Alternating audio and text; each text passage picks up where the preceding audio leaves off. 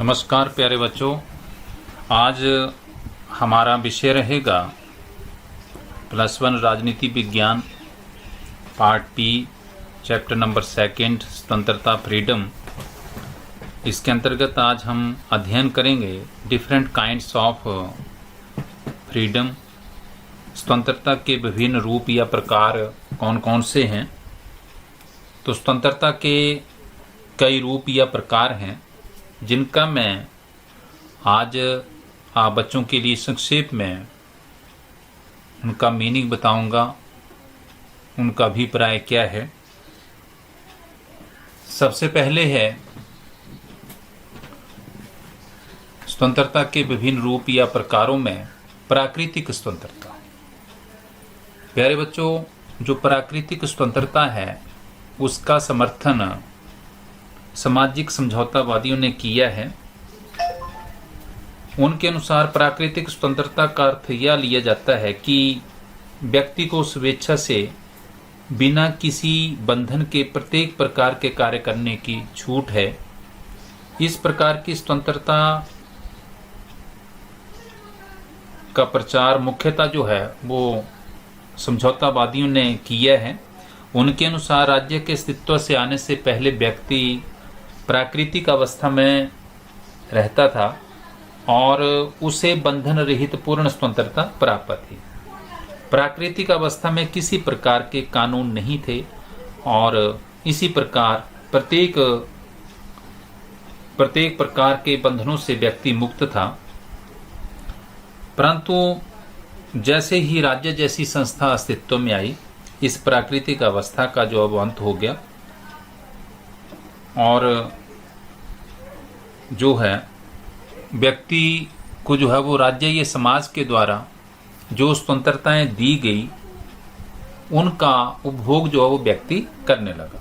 अब मैं आप बच्चों को संक्षेप में इसका मीनिंग बताता हूँ। आपने जो नोट्स की कॉपी में लिखना है या एग्जामिनेशन पॉइंट ऑफ व्यू से लिखना है तो इसका आपने सीधा सा अर्थ लिखना है कि प्राकृतिक स्वतंत्रता का अर्थ उस स्वतंत्रता से है जो मनुष्य को राज्य के अस्तित्व के आने से पहले प्राकृतिक अवस्था में प्राप्त होती थी और जिस पर किसी प्रकार के सामाजिक या संवैधानिक बंधन नहीं थे। इस प्रकार की स्वतंत्रता का समर्थन जो है वो सामाजिक समझौतावादियों ने किया है।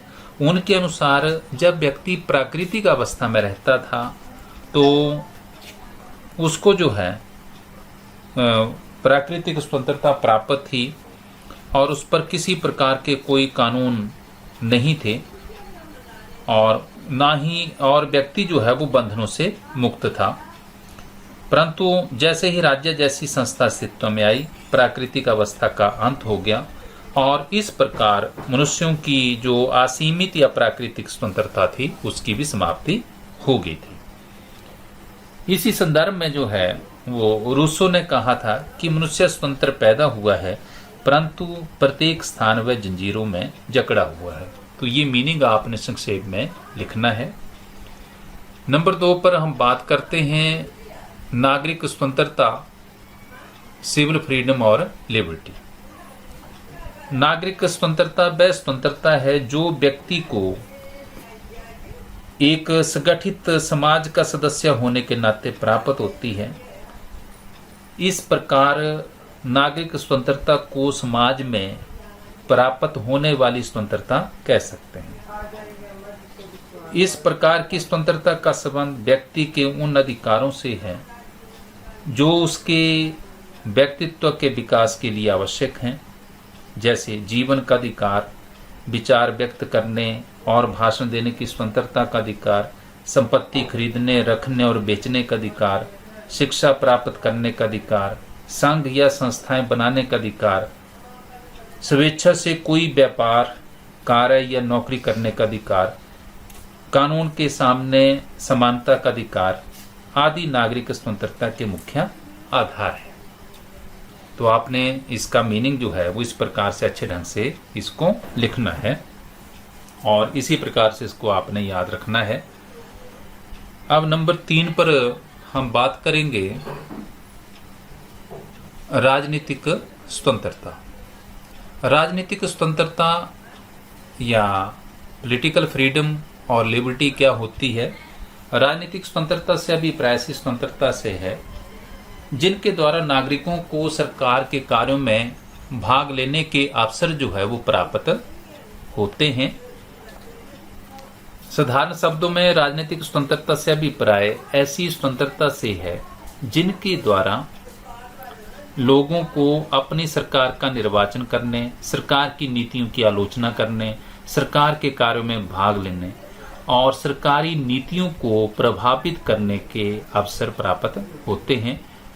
ऐसी स्वतंत्रता कुछ एक राजनीतिक अधिकारों पर आधारित होती है, जैसे मताधिकार, चुनाव लड़ने का अधिकार, सरकारी पद प्राप्त करने का अधिकार, सरकार की नीतियों की आलोचना करने का अधिकार, भाषण देने, विचार व्यक्त करने का अधिकार आदि राजनीतिक स्वतंत्रता के मुख्य आधार है। नंबर 4, आर्थिक स्वतंत्रता, इकोनॉमिक फ्रीडम और लिबर्टी क्या होती है? यहां भी मैं आपको एग्जामिनेशन पॉइंट ऑफ व्यू से संक्षेप में एक्सप्लेन करना चाहूंगा। आर्थिक स्वतंत्रता से अभिप्राय यह है कि प्रत्येक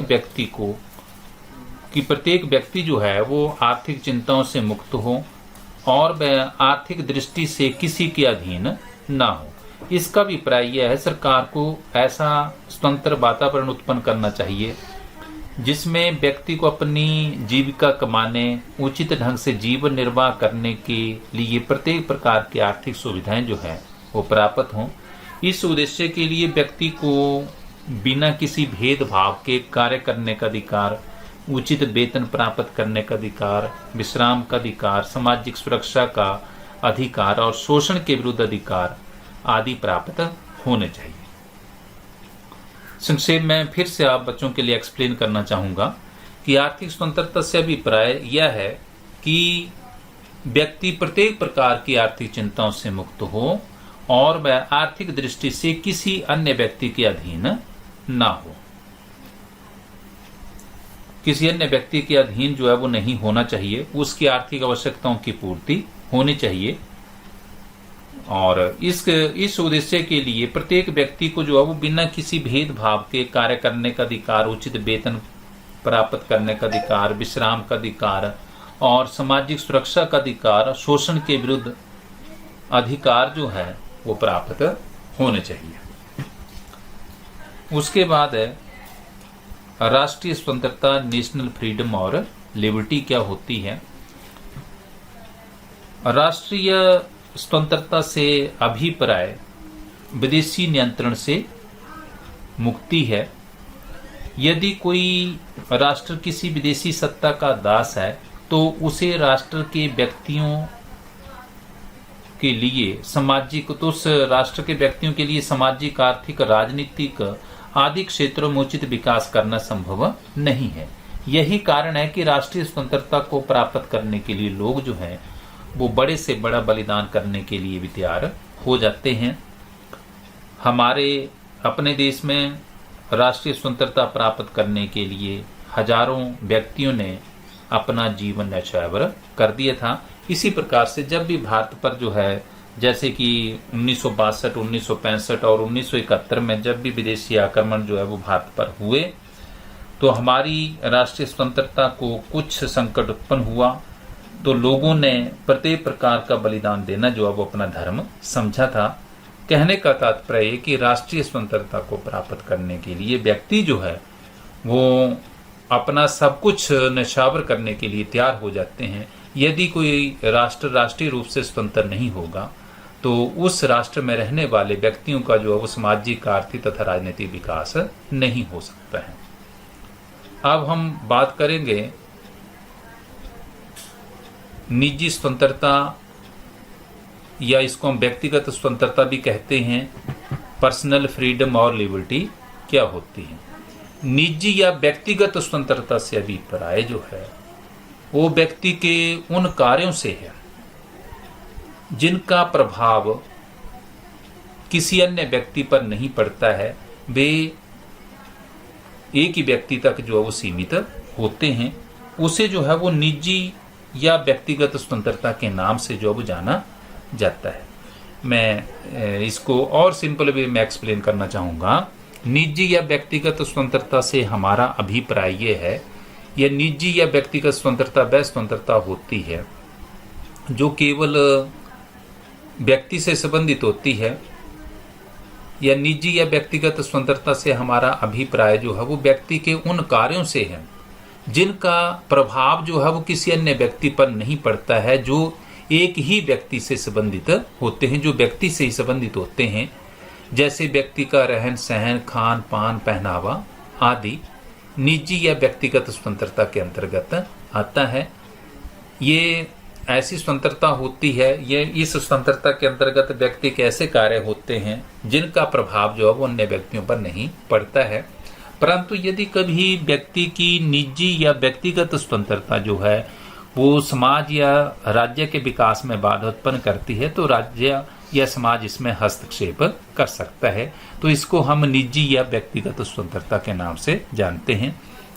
मैं फिर से इसके लिए बच्चों के लिए एक्सप्लेन करना चाहूँगा कि निजी या व्यक्तिगत स्वतंत्रता से हमारा अभिप्राय व्यक्ति के उन कार्यों से है जो केवल एक ही व्यक्ति से संबंधित होते हैं और जिनका प्रभाव अन्य व्यक्तियों पर नहीं पड़ता है, जैसे कि व्यक्ति का रहन सहन, खान पान, पहनावा आदि। ये इसे हम जो है वो निजी या व्यक्तिगत स्वतंत्रता कहते हैं।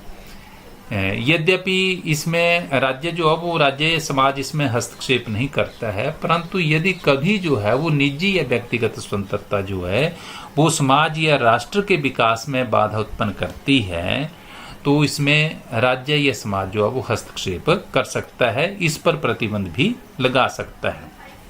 अब हम बात करते हैं धार्मिक स्वतंत्रता, रिलीजियस फ्रीडम और लिबर्टी। धार्मिक स्वतंत्रता से हमारा अभिप्राय जो है उस स्वतंत्रता से है, या धार्मिक स्वतंत्रता का अभिप्राय यह है कि व्यक्ति को अपनी इच्छा के अनुसार कोई भी धर्म मानने, उसका प्रचार करने, किसी भी धर्म में विश्वास करने और उस धर्म के अनुसार उसको पूजा उपासना की स्वतंत्रता प्राप्त होनी चाहिए। और ये व्यक्ति की अपनी इच्छा पर निर्भर करता है कि वह किसी धर्म में विश्वास करे या ना करे। व्यक्ति का आस्तिक या नास्तिक होना ये व्यक्ति की अपनी इच्छा पर जो वो निर्भर करता है। और राज्य को जो है वो इस स्वतंत्रता में कोई भी हस्तक्षेप नहीं करना चाहिए। राज्य जो है वो धर्म निरपेक्ष होना चाहिए। जो धर्म होता है वो व्यक्ति का जो है वो व्यक्तिगत मामला होता है, राज्य को इसमें कोई भी हस्तक्षेप नहीं करना चाहिए। परंतु अगर कोई धर्म जो है वो राष्ट्र की एकता और अखंडता में जो बाधा उत्पन्न करता है तो उस समय जो है वो राज्य हस्तक्षेप कर सकता है, उस धर्म पर प्रतिबंध भी लगा सकता है। तो इसे जो है वो धार्मिक स्वतंत्रता कहा जाता है। तो मैं फिर से एक्सप्लेन करूंगा कि धार्मिक स्वतंत्रता से हमारा अभिप्राय यह है कि जिसमें व्यक्ति को अपनी इच्छा के अनुसार किसी धर्म में विश्वास करने या ना करने, आस्तिक या नास्तिक होना व्यक्ति की अपनी इच्छा पर निर्भर करता है। व्यक्ति जो है वो अपनी इच्छा के अनुसार किसी भी धर्म को ग्रहण करे और उसकी जो है वो उस धर्म के अनुसार पूजा उपासना करे, उसकी शिक्षाओं पर अमल करे या ना करे, ये व्यक्ति की अपनी इच्छा पर निर्भर करता है। और राज्य को व्यक्ति पर कोई भी धर्म नहीं थोपना चाहिए। राज्य जो है वो उसका दृष्टिकोण जो है वो धर्म निरपेक्ष होना चाहिए। राज्य जो है वो धार्मिक मामलों में जो है वो कोई भी हस्तक्षेप ना करे। परंतु यदि कोई धर्म जो है वो राष्ट्र की एकता और अखंडता में बाधा उत्पन्न करता है तो राज्य उसमें हस्तक्षेप कर सकता है। तो प्यारे बच्चों, आपने इस वीडियो के आधार पर दी गई वर्कशीट के अनुसार जो है वो आपने वर्कशीट के क्वेश्चन को हल करना है और नोट्स उसके अच्छे ढंग से बनाने हैं। धन्यवाद।